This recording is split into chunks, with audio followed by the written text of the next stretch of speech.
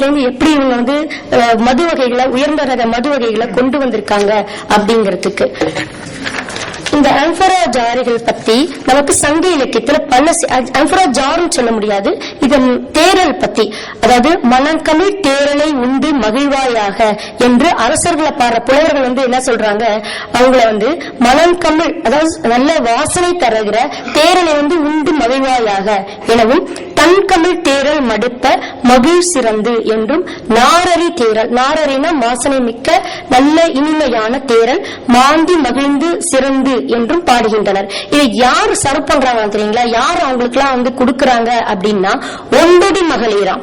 அதாவது ஒண்டொடி மகளிரும், அதாவது கையில வந்து மெலிசான ஒரு வளையல அணிந்த மகளிரும், பாசிலை மகளிரும் அதை வந்து கொடுக்கறாங்க. அழகிய பெண்கள் தான் இந்த உயர்ந்த மண் வகைகளை அரசர்களுக்கு கொடுத்திருக்கிறாங்க அப்படிங்கிறது நமக்கு சங்க செய்திகளை வழியா தெரியுது.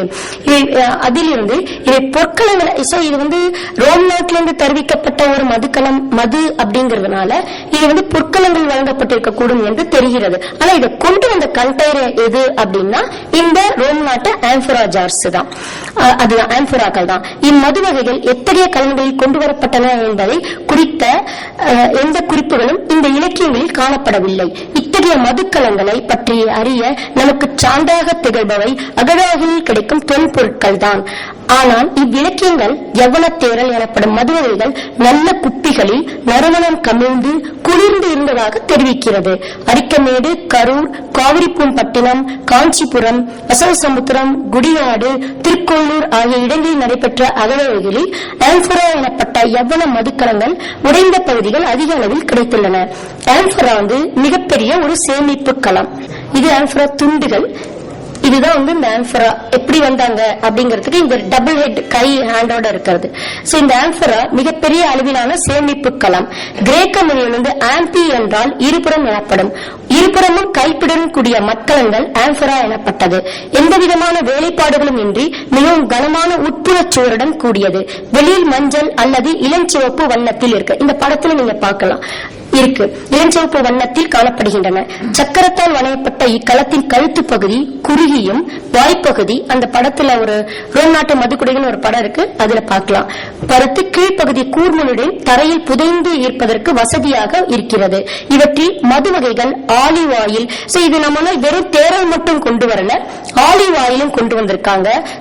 கவுர் அப்படிங்கிற ஒரு மீன் சட்னி அதுவும் கொண்டு வந்திருக்காங்க. மீன் சாஸ் அதுவும் கொண்டு வந்திருக்காங்க. ஏன்னா எப்படி இதை நீங்க சொல்றீங்க அவங்க இதெல்லாம் கொண்டு வந்தாங்க அப்படின்னு கேட்டா, அது வந்து அந்த ரெசின் படிஞ்சு இருக்கு. அது நம்ம அந்த கருப்பா இந்த உட்பகுதியில கருப்பான ரெசின் பகுதி இருக்கு. இதை நம்ம ஆய்வு செய்த போது இந்த மாதிரி பொருட்கள் மீன் சட்னியும் ஆலிவ் ஆயிலும் கொண்டு வந்ததற்கான சான்றுகள் நமக்கு கிடைக்குது. இம்மதுக்களத்தின் கழுத்து பகுதியில் இவற்றை சூளையில் இடுவதற்கு முன்னர் இதை செய்த குயவரின் குறியீடும் காலம் மற்றும் கொள்ளலும் ஆகியவற்றை குறிப்பது வழக்கம். அத்தகைய குறியுடன் கூடிய மதுக்களம் கழுத்து பகுதி ஒன்று வசவ சமுதிரத்தில் கிடைத்துள்ளது. பொதுவாக எவ்வளவு மட்கலங்கள் 24 வகைகளில் உள்ளன. இவை காலியாக இருக்கும்போது எவ்வளவு இடம் இருக்கும் தெரியுங்களா? 150 கிலோ இருக்குமா. மது நிரப்பப்பட்ட பிறகு 225 கிலோ எடை இருக்குமா. இக்கலங்கள் ஒரு முறை பயன்படுத்த பின்னர் திருப்பி பயன்படுத்த மாட்டாங்களா. அதனால ஏன்னா இது வந்து உடைச்சு போட்டுறாங்க. இதை உடைச்சு போட்டதுக்கு நமக்கு ஒரு சான்று வந்து அகழாய்வுல அரிக்கமேடுல கிடைச்சிருக்கு.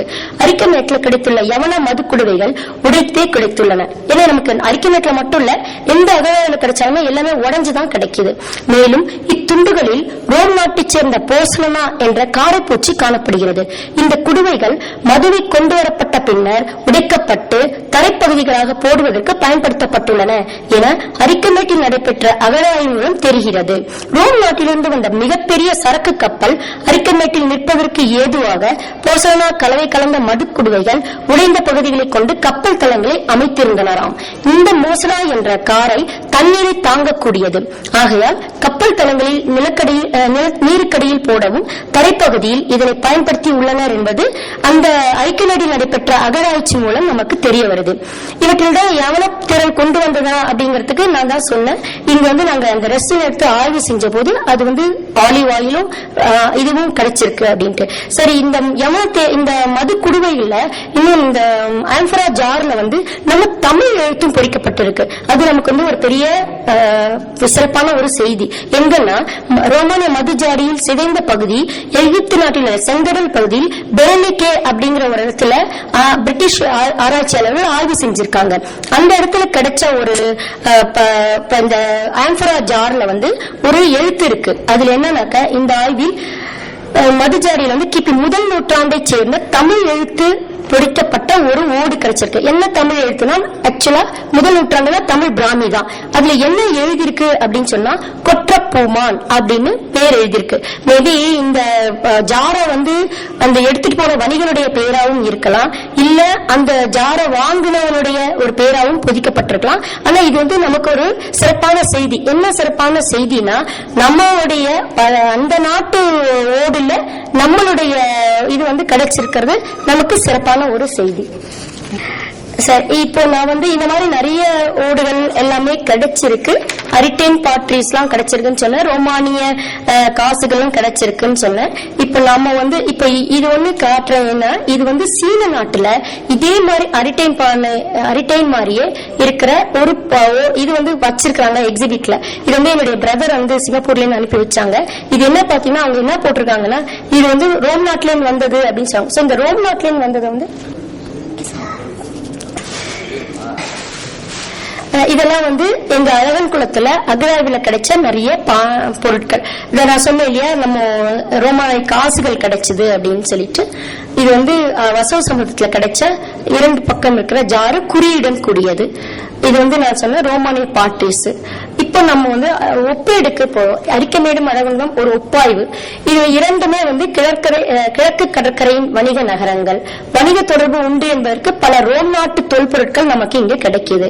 விலை மதிப்பற்ற கல்மணிகளும் செமி பிரிஷியஸ் ஸ்டோன், அந்த கல்மணிகள் அப்படின்னா செமி பிரிஷியஸ் ஸ்டோன் ஆகியவற்றின் மூலங்களும் கிடைக்கல. இது வந்து வெறும் பீடு மட்டும் கிடைக்கல, அவர் செய்யக்கூடிய அந்த கோர், அந்த கல், ஒரிஜினல் கல்லும் நமக்கு கிடைக்குது. அரிக்கமேட்டில் கண்ணாடியான மணிகள் செய்யும் தொழிற்கூடம் இருந்துள்ளது. இங்கு தயார் செய்யப்பட்ட மணிகள் தாய்லாந்தில் நடைபெற்ற அகராவிலும் கிடைச்சிருக்கு. சோ நம்ம என்ன செய்யறோம், அரிக்கமேடுல இருந்து தாய்லாந்துக்கும் இவை வந்து கொண்டு போயிருக்காங்க, எக்ஸ்போர்ட் பண்ணிருக்காங்க. ஏன்னா இப்ப கூட தாய்லாந்துல இருக்கிற நிறைய பேர் வந்து இங்க நம்ம தமிழகத்திலிருந்து போன ஒரு அந்த மணி செய்யும் தொழிலை வந்து செஞ்சுட்டு இருக்காங்க அப்படின்னு நாங்க கேள்விப்பட்டேன். பாண்டிய நாடு முத்து வந்து புகழ்பெற்றது. இது தென்பாண்டி முத்து என்றே வழங்கப்படும். பாண்டிய நாட்டின் துறைமுகமான அழகன் குளத்திலிருந்து முத்து பண்டைய மேற்கத்திய நாடுகளுக்கு ஏற்றுமதி செய்யப்பட்டுள்ளது. பெரும்பாலும் எழுத்து பொறிக்கப்பட்ட பானை ஓடுகள் பண்டைய வணிக நகரங்களில் தான் கிடைத்துள்ளன. இது போன்ற எழுத்து பொறிக்கப்பட்ட பானை ஓடுகள் கிடைத்துள்ளதால் இது வந்து நம்முடைய 2 நாடுகளுக்கும் இடையே உள்ள வணிக தொடர்பை நமக்கு உறுதி செய்து இது பெருமையில கிடைச்ச ஒரு அகராதி.